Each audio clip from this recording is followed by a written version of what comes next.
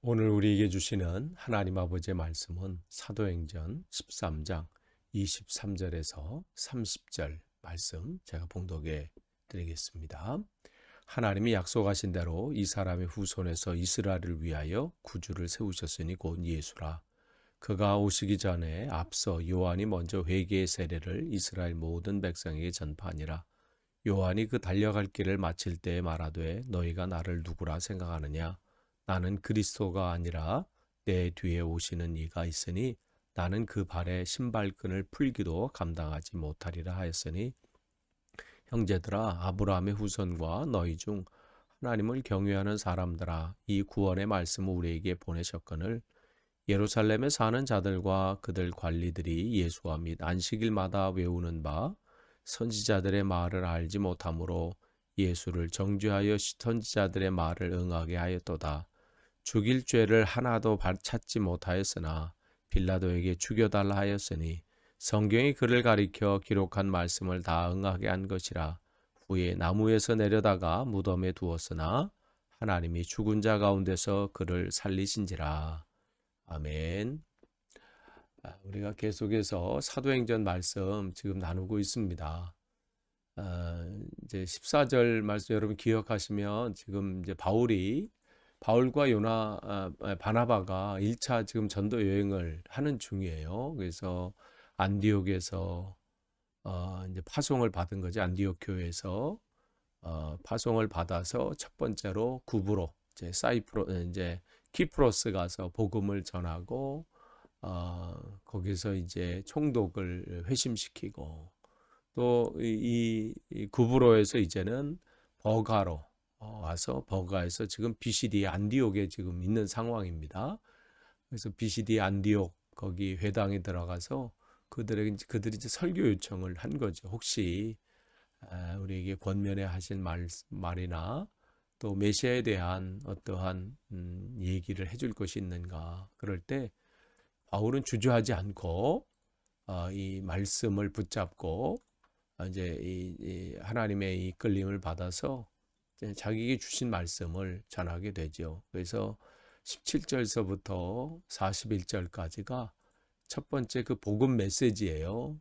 그러니까 우리가 복음 메시지가 있다면 우리가 사도행전에서 우리가 이제 초반 뭐 8장에 나오는 그러니까 7장에 나오는 스데반 집사님의 그 말씀도 그렇고 또 베드로의 설교도 그렇고 또 계속해서 오늘 여기 17절서부터 41절도 우리가 뭘 전해야 될까 할 때 바로 그 내용이에요. 그 내용을 여기에 기록하고 있어요. 그러니까 이 내용을 우리가 잘 뼈대로 삼아서 파악하고 있다면 그 메시지를 뭘 전해야 될지 내 얘기나 내가 어떻게 이게 전하는 게 아니라 바로 분명한 성경의 그 이 메시지를 전하고 있죠. 지금 바울은 자기가 구약에 대해서 해박한 지식을 가지고 있다.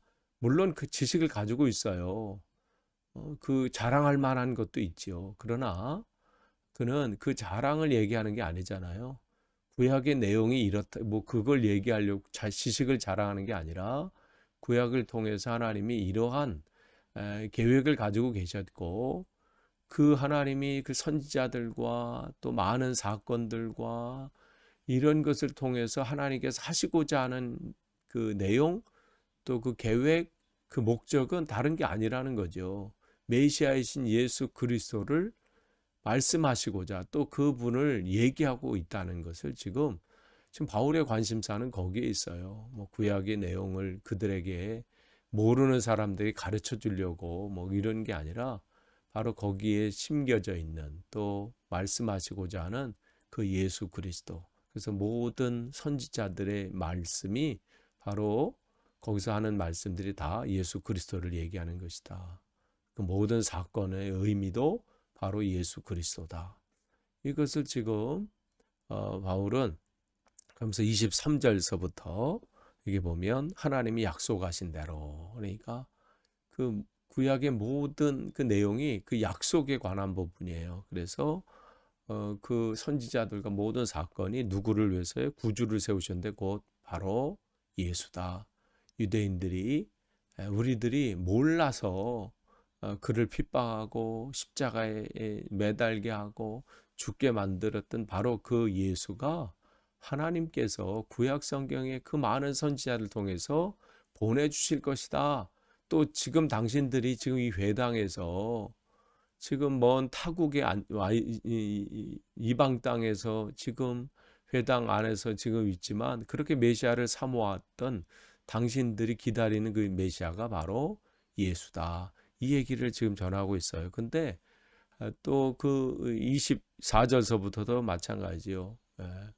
하나님께서 우리가 말라기 선지자의 말씀처럼 엘리야를 보내주신다고 했는데 바로 그 엘리야가 하나님의 마음을 아버지의 마음을 자녀에게로 자녀의 마음을 아버지께로 돌이키게 하고 했던 그 엘리야가 바로 세례 요한이어서 그 세례 요한이 또 예수 그리스도를 전파하고 그 내용을 지금 쭉 얘기하고 있어요. 그래서 25절에 요한이 그 달려갈 길을 마칠 때에 말하되 너희가 나를 누구로 생각하느냐. 즉 그는 자신이 그리스도가 아니고 바로 자기는 그 예수를 전하는 자다. 나는 아무것도 아니다. 그 얘기를 지금 이 바울은 성경 전체를 지금 얘기하면서 그 메시아이신 예수 그리스도를 지금 전하고 있습니다. 그러니까 바울은 그가 어떠한 상황에 있든 감옥에 갇혀 있든 또 배를 타고 배에서 그게 배가 파선을 하든 또 신문을 받든 로마에 있든 어느 곳에 있든 바울의 관심사는 뭐예요? 예수 그리스도예요. 그것만을 전하는 거예요. 내가 이런 사람이야. 내가 이런 지식이 있어. 이런 거 얘기한 게 아닙니다. 그러니까 그의 입술은 늘 예수 그리스도예요. 예수님께서 어떠한 분이신지, 우리가 바라봐야 할 분이 누구고, 내가 믿어야 할 분이 누구고. 그러니까 주님을 알지 못하는 사람들에게 그는 그 말을 전하는 거예요. 자기의 과거에 이런 화려한 이력이 있다. 난 이런 사람이야. 좀 알아줬으면 좋겠다. 내가 지금 원래 예루살렘에 있어야 될 사람인데 그 사람들에게 그 텃세 때문에 내가 지금 이렇게 밖으로 도는 것이 이런 거 얘기하는 게 아니라 내가 중요한 거 나는 사나 죽으나 오직 예수 그리스도가 존귀케 되기를 원하는 것. 이게 바로 우리의 삶이어야 합니다. 세상 사람들 나를 알아주든 안 알아주든 나를 인정해주든 안 하든 내가 이러한 대단한 사람인데 왜 나를 못 알아주나 이런 게 그런 거 하는 게 아니라 언제나 어때요? 예수 그리스도만 존귀케 되기를. 바로 바울의 삶이 이거였습니다. 그래서 계속 전하는 거예요. 그래서 26절서부터 또 30절까지도 계속 그거죠. 그런데 27절 말씀 보면 어때요? 우리들이 그걸 깨닫지 못했다는 거예요. 하나님께서 그렇게 성경을 통해서 선지자를 통해서 사건을 통해서 바로 그 말씀해 주신 분이 바로 이 예수인데 우리가 그것을 예배 때는 열심히 듣고 설교를 열심히 또 하고 하지만 그 예수를 알아보지 못하고 결국 어땠다는 거예요? 예수를 신문하고 정죄하고 그래서 십자가에 매달아 죽였다 이렇게 말을 하고 있잖아요. 그러니까 우리가 성경을 많이 읽는 게 중요한 게 아니라 그 성경이 뭘 얘기하고 있는지를 파악하는 게 굉장히 중요합니다. 거기서 하나님의 뜻이 무엇인지. 근데 이들은 날마다 그 성경에 대한 다 박사잖아요. 그런데 알지 못한 거예요. 그러면서 28절에 죽일 죄를 하나도 찾지 못하였으나 빌라도에게 죽여달라 하였으니 모르니까 이렇게까지 하는 거예요. 결국은 메시아 보내신 그 메시아를 자기들이 죽이게 되는 그러한 죄를 범하게 되는 거죠. 그런데 29절에 바울은 이 모든 것도 어떻게 해요?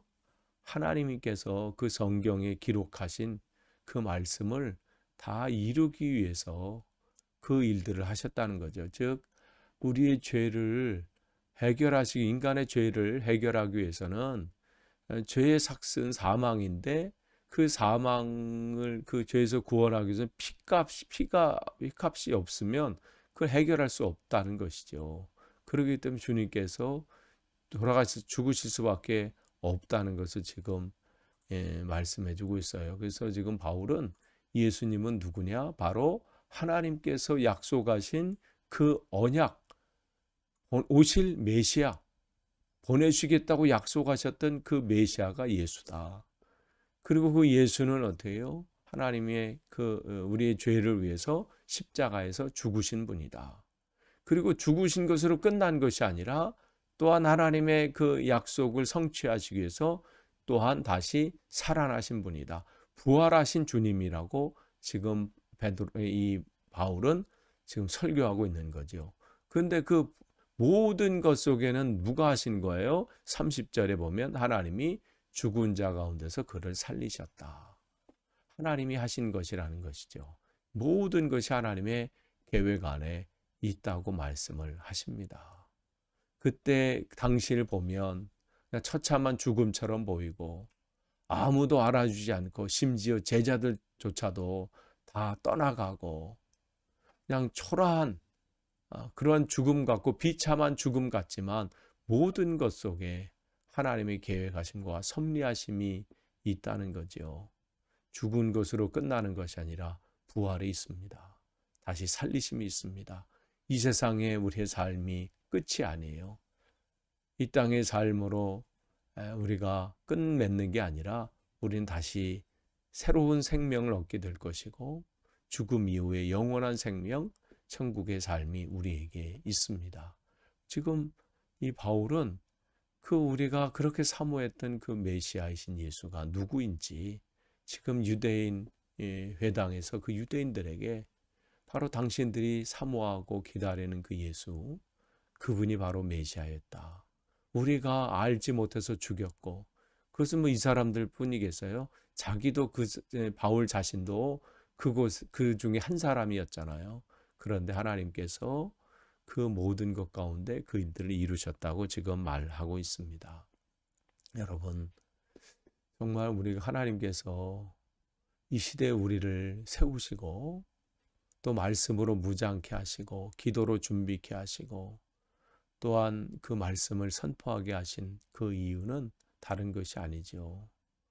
바로 이 시대에도 주님을 알지 못하고 여전히 엉뚱한 곳에서 평강을 찾으려고 하고 구원을 찾으려고 하고 새로운 삶을 찾으려고 하는 이들에게 마치 오늘 회당에서 날마다 모여서 그 메시아를 찾는 이들처럼 엉뚱한 곳에서 찾고 있는, 이미 오셨는데 이미 우리에게 그 모든 것을 허락하셨는데 엉뚱한 곳에 찾고 있는 그들에게 바울을 통해서 하나님께서 말씀하신 것처럼 오늘 저와 여러분을 통해서 우리 교회를 통해서 이 시대에 아직 주님을 알지 못하는 이들에게 엉뚱한 곳에서 삶의 희망을 찾으려고 하고 삶의 구원을 찾으려고 하고 삶의 평강을 찾으려고 하는 그들에게 우리가 전해야 할 말은 세상의 다른 방식이 아닙니다.